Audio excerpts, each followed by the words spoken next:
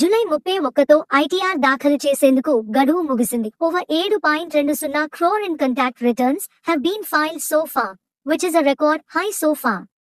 అయితే కొంతమంది పన్నుదారులు తప్పుగా ఐటీఆర్ ఫారం ఎంచుకోవడం లేదా ఆదాయాన్ని సరిగ్గా వివరించకపోవడం వంటి కారణాల వల్ల పన్ను శాఖ వారిని గుర్తించి నోటీసులు జారీ చేస్తుంది.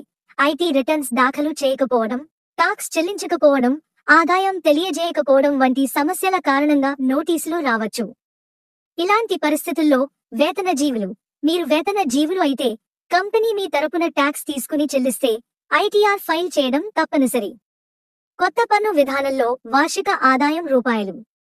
3 లక్షలు, పాత విధానంలో రూ. 2.5 లక్షల కంటే తక్కువ ఉన్న వారికి ఐటీఆర్ ఫైల్ చేయడం మినహాయింపు. జీతం నుంచి టీడీఎస్ తీసుకున్నా కూడా ఐటీఆర్ ఫైల్ చేయాలి. ఐటీఆర్ ఫైల్ చేసేటప్పుడు మీరు ఐటీఆర్ తప్పుగా ఫైల్ చేస్తే నోటీసులు వచ్చే అవకాశం ఉంది. సెక్షన్ 139(9), 143, 1, 2, 3, 245, 144, 147 మొదలైన సెక్షన్ల కింద నోటీసులు అందవచ్చు. ఐటీ నోటీసులకు స్పందించడంలో పన్ను నోటీసులు వచ్చినప్పుడు నోటీసును చదివి అర్థం చేసుకోవాలి. ఐటీ వెబ్సైట్లో లాగిన్ అయ్యి ఆన్లైన్లో స్పందించవచ్చు. పన్ను నోటీసులో ఉన్న వివరాలను, పాన్ నంబర్, మదింపు సంవత్సరం వంటి విషయాలను తనిఖీ చేయండి. పన్ను వివరాలు సరిచేయడం, మీ ఆదాయం, tax credits, form 26 as సరిచేయాలి.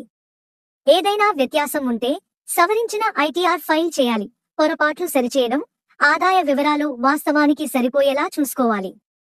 Bank వడ్డీ, టాక్స్ మినహాయింపులు, ఇతర వనరుల నుంచి ఆర్థిక సమాచారాన్ని సరిచూసి ఏమైనా మిస్ అయితే ఐటీఆర్ అప్డేట్ చేసి మళ్లీ ఫైల్ చేయాలి.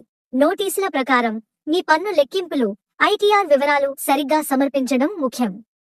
ఏమైనా సందేహాలుంటే నిపుణుల సలహా తీసుకోవడం మంచిది.